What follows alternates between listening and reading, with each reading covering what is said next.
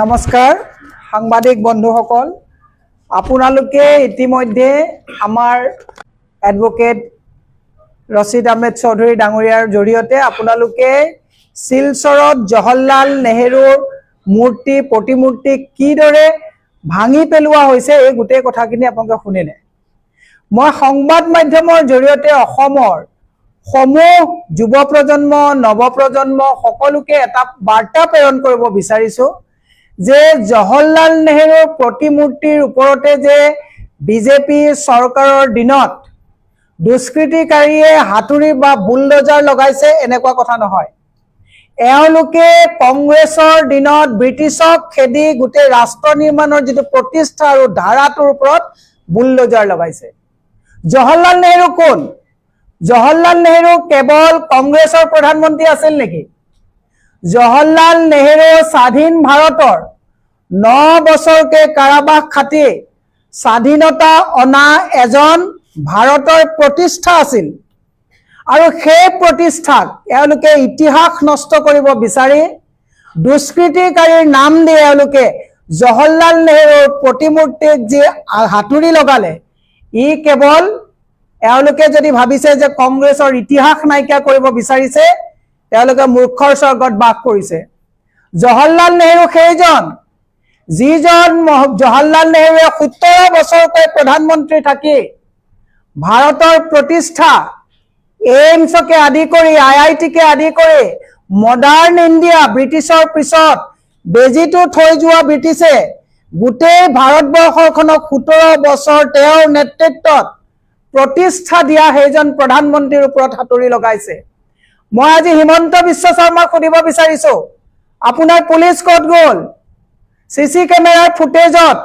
আপোনালোকে যি দুষ্কৃতিকাৰীয়ে তাত সেই প্ৰতিমূৰ্তিত হাতুৰি লগাইছিলে কিয় আজি পৰ্যন্ত কৰায়ত্ব কৰিব পৰা নাই? তাৰ মানে অসমৰ পুলিচ প্ৰশাসন বিফল হৈছে নেকি? নে পুলিচ প্ৰশাসনৰ নাকৰ আগেৰি তেওঁলোকে এই কংগ্ৰেছক মেলাইন কৰিবৰ কাৰণে তেওঁলোকে প্ৰতিষ্ঠাবিলাকক মোহাৰিব বিচাৰিছে নেকি? এক বৃহৎ প্ৰশ্ন। মই সেইকাৰণে অসমৰ প্ৰত্যেকজন সচেতন নাগৰিকক আমি আহ্বান জনাইছো যে এয়া জৱাহৰলাল নেহৰুৰ প্ৰতিমূৰ্তিৰ ওপৰত আঘাত জনোৱা নাই। সমান্তৰাল বলে যদি ভাবে আপোনালোকে, আজি তাৰিখত এওঁলোকে কৈ থাকে গোপীনাথ বৰদলৈ এয়াৰপোৰ্ট ডাঙৰ ষ্টেচু বনাইছে। যদি প্ৰতিমূৰ্তি তেওঁলোকে ষ্টেচু গোপীনাথ বৰদলৈ ঠিকেই বনাইছে,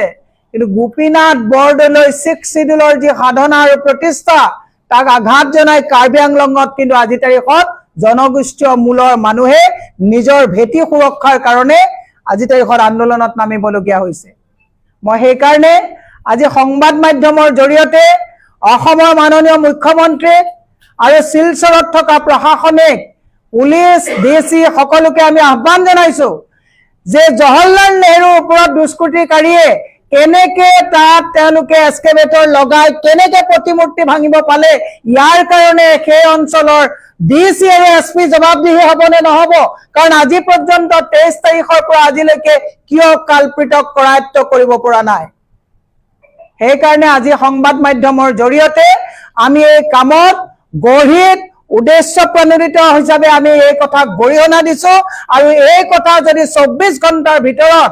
জৱাহৰলাল নেহৰুৰ প্ৰতিমূৰ্তিক কুঠাৰাঘাত কৰা কালপ্ৰিতক যদি কৰায়ত্ব কৰি দৃষ্টান্তমূলক শাস্তি দিয়া নহয়, আমি জানিবলৈ বা মানি ল'বলৈ বাধ্য হ'ব লাগিব যে ইয়াত প্ৰশাসনৰ ক'ৰবাত তৃতীয় পক্ষ হিচাপে প্ৰশাসনৰ হাত আছে।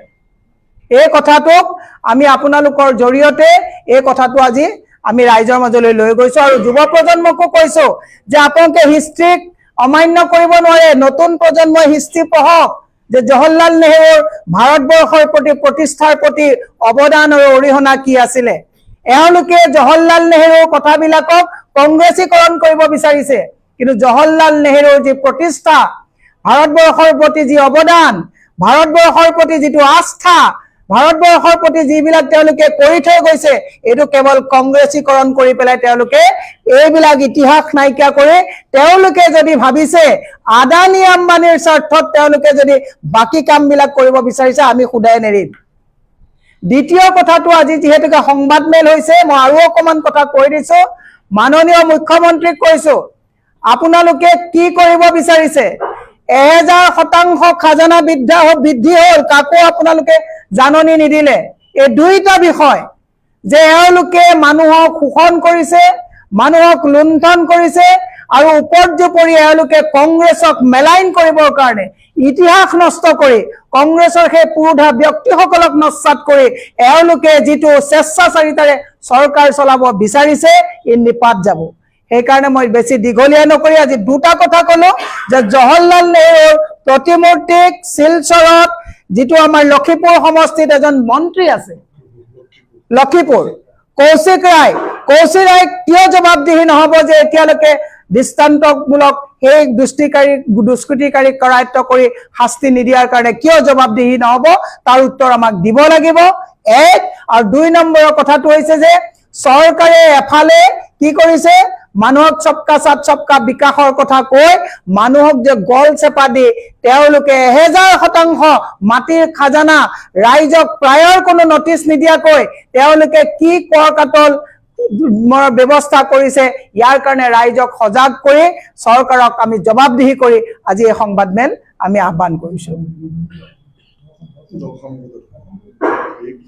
আৰু হেতু কথা ইতিমধ্যে আপুনি কৈ গৈছে যে এওঁলোকে বেটি বচাও বেটি পঢ়াৰ কথা কয় আপোনালোকে দেখিছে আজি তাৰিখত অসমত কিমান বেটি সুৰক্ষিত এই বেটি বচাও বেটি পঢ়াও কথাটো যদি আপুনি শিলচৰৰ কথাটোকে যদি আমি কেৱল লবলৈ যাওঁ মই মহিলা কংগ্ৰেছৰ সভানেত্ৰী হিচাপে ভুল হ'ব আপোনালোকে কাৰ্বি আংলঙত দেখিছে গহপুৰত দেখিছে বিভিন্ন অঞ্চলত দেখিছে তিনচুকীয়া বৰডিবিৰ পৰা যদি আমি কেছবিলাক চাওঁ আমি কেছ দিলে এই কেছবিলাক ৰেজিষ্টাৰ নহয় বেটি সুৰক্ষিত হয় নে নহয় এই শিলচৰৰ যি কাৰ্য ঘটনাৱলী ইতিমধ্যে আমাৰ হাফিজ ৰছিদ চৌধুৰী ডাঙৰীয়াই কৈ গৈছে মই কৈছো যে অসমৰ মাতৃ সমাজলৈ মই আহ্বান জনাইছো যে এই চৰকাৰে না বেটিক সুৰক্ষা দিব পাৰিছে না এই চৰকাৰে অসমৰ জনসাধাৰণক সুৰক্ষা দিব পাৰিছে গতিকে প্ৰত্যেককে আমি আহ্বান জনাইছো এই চৰকাৰে হাল এৰি খিয়াল খেদিছে এই চৰকাৰে মানে বিজ্ঞাপনেৰে গুটে ভৰাই দিছে চৰকাৰে কিন্তু যত ধৰ্ষিতা হৈছে ধৰ্ষণকাৰী কেনেকৈ দৃষ্টান্তমূলক শাস্তি দিব পৰা নাই আৰু এই কথাবিলাক যেতিয়া আমি কেছ ৰেজিষ্টাৰ কৰিবলৈ যায় ভুক্তভোগীয়ে কিন্তু কেছ ৰেজিষ্টাৰ কৰিবলৈ গলে ডাবল তাত মানে এটা মানসিক হাৰাশাস্তি হয় গতিকে তেওঁলোকে এইবিলাক কথাত মাত নিদিয়ে সেইকাৰণে আপোনালোকৰ জৰিয়তে এই গোটেই কিটা বিষয় আজি আমি সংবাদ মাধ্যমৰ জৰিয়তে আপোনাক অৱগত কৰিলো আৰু ৰাইজক ৰাজনৈতিকভাৱে সজাগ হ'বৰ কাৰণে আমি আহ্বান জনালো